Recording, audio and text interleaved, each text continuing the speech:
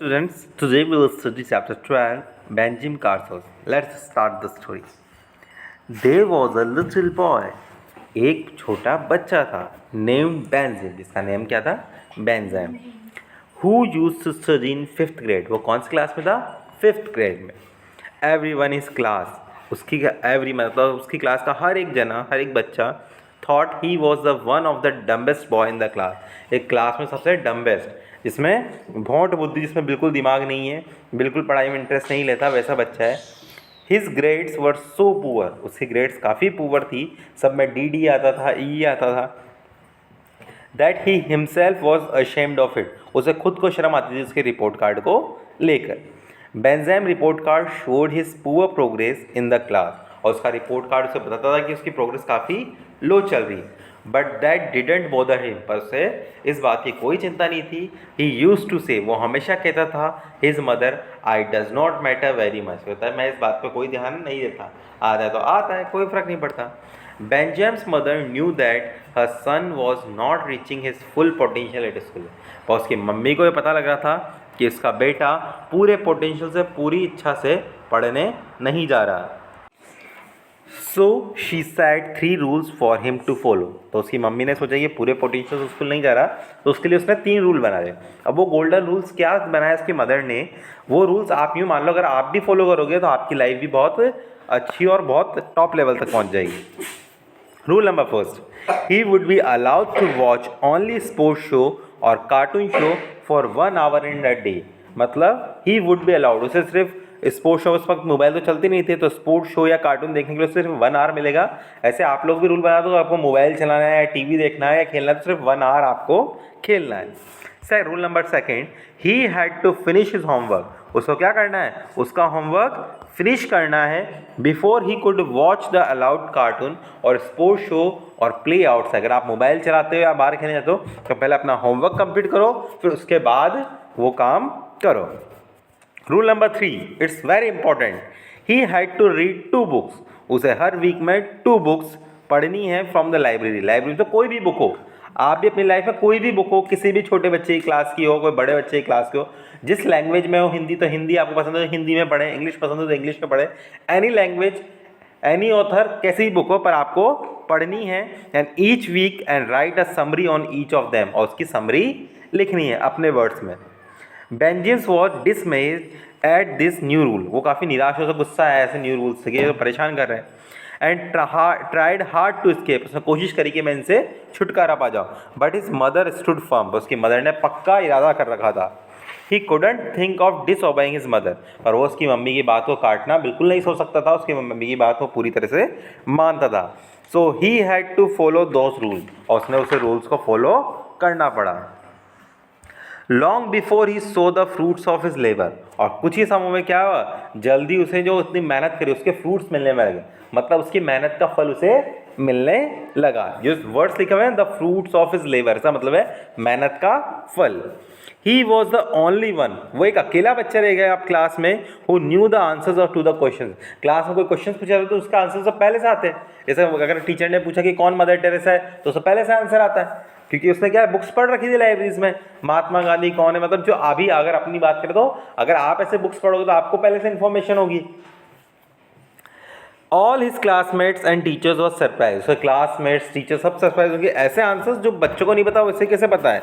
That a boy who use to get the lowest score. जिस बच्चे को काफ़ी लो स्कोर आता था तो उसे इसी बातें कैसे पता लगने लगी.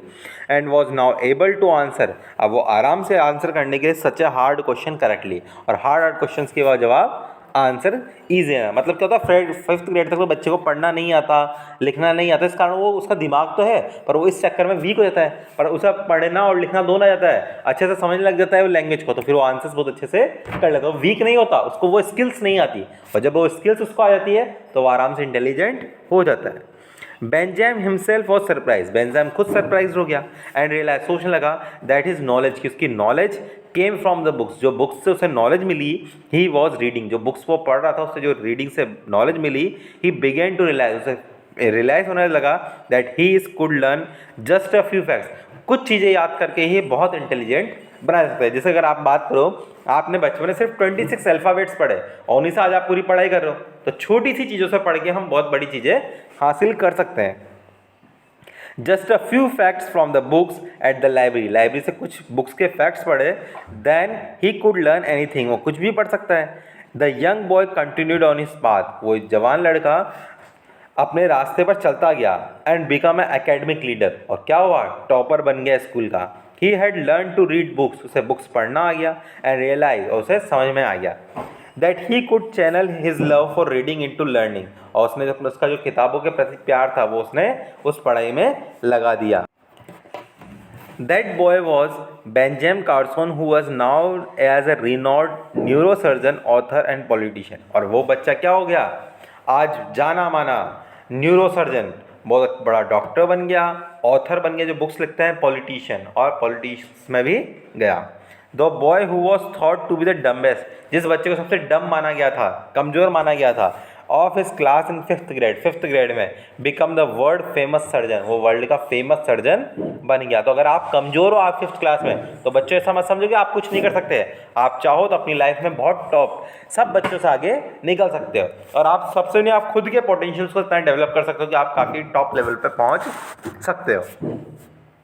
ही can become the director of paediatric neurosurgery at John Hopkins Hospital in Maryland from 1984 until his retirement in 2013 तक। तब तक वो कह रहे हैं उसके डायरेक्टर रहे इस हॉस्पिटल के। हिज ऑटोबायोग्राफी, उनकी ऑटोबायोग्राफी का मीनिंग अच्छे समझ लो बच्चों। बायोग्राफी का मतलब होता है story of a life of a person, किसी इंसान की लाइफ की जो स्टोरी होती है उसे बोलते हैं बायोग्राफी, जिसे मतलब होता है हिंदी में जीवनी। और ऑटो मतलब खुद अपने हाथों से लिखी हुई, जिस इंसान की स्टोरी उसने खुद ने अपनी स्टोरी खुद लिखी है तो उसे कहेंगे ऑटोबायोग्राफी। तो उनकी खुद की ऑटोबायोग्राफी जो उन्होंने खुद ने लिखी थी, टिल्ड गिफ्टेड हैंड, जिसका नाम टाइटल क्या है, जिसका टाइटल है गिफ्टेड हैंड्स। तो आप पढ़ना चाहो इस बुक को तो पढ़ें, gifted hands. Benjamin was even a candidate for the post of president, एक बार उन्होंने प्रेसिडेंट की पोस्ट के लिए भी कैंडिडेट रहे थे, of USA in 2016। On March 2017 Carson was comforted by the United state senate, और 2017 में क्या हुआ, यूनाइटेड स्टेट की जो सीनेट थी जो थी एज अ सेक्रेटरी, वो उसके सेक्रेटरी चूज हुए, of housing and urban development के वो सेक्रेटरी चूज हुए।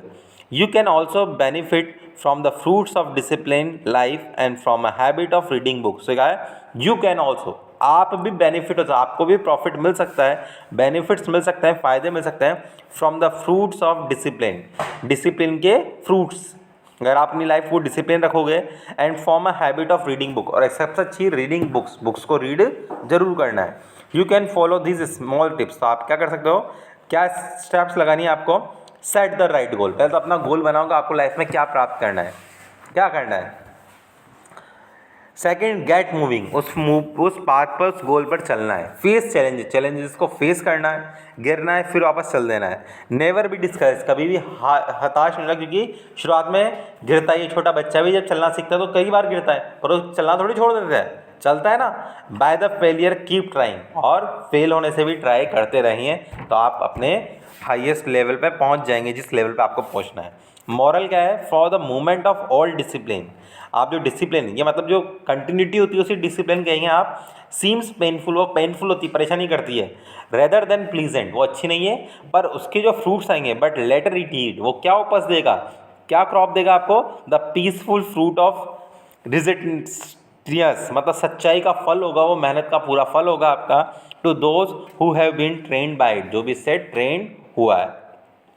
इसी बीच में बच्चों मैं आपको थोड़ी सी छोटी सी स्टोरी मेरी तरफ से भी सुनाना चाहता हूँ, कि जो अर्जुन था, एक बार वो रात को भोजन कर रहे थे, महाभारत के जो अर्जुन है, और उसी वक्त क्या होती है, दीपक जलते जलते दीपक बुझ जाता है। तो जो भोजन कर रहे थे, वो भोजन क्या है, उन्होंने घास थोड़ा और मुंह में खाया, तो उन्होंने सोचा कि इस हाथ को कैसे पता है, अंधेरा हो रहा है, आंखों को दिख नहीं रहा, फिर भी जो भोजन का कोड़ तोड़ रहे हैं वो कहाँ जा रहा है, मुंह में। ऐसा आप लोगों के साथ भी होता है। तो उन्होंने इस बात को सोचा कि क्योंकि ऐसा क्यों हो रहा है, क्योंकि रोज हम खाना खाते हैं तो उसी हाथ से मुंह तक जाते हैं, तो हाथ को पता है कि मुंह कहाँ है बिना आंखों के। तो ये बात समझ में आ गई कि लगातार परिश्रम करने से, अभ्यास करने से, ट्राई करने से हम चीज़ को आराम से इजी बना सकते हैं। और उसके बाद वो रात को डेली प्रैक्टिस करते थे और अंधेरे में कोशिश करते कि अपना निशाना साधने की। तो ऐसे ही जिस प्रकार हाथ को पता होता है कि मुंह कहाँ है, वैसे अगर आप कोई चीज़ को या कोई स्पेलिंग या कोई आंसर को आप अच्छे से लर्न कर लो, उसकी काफ़ी प्रैक्टिस करोगे तो वो आपके लिए काफ़ी ईजी हो जाएगी। Thank you for listening this video. Please like and subscribe my channel.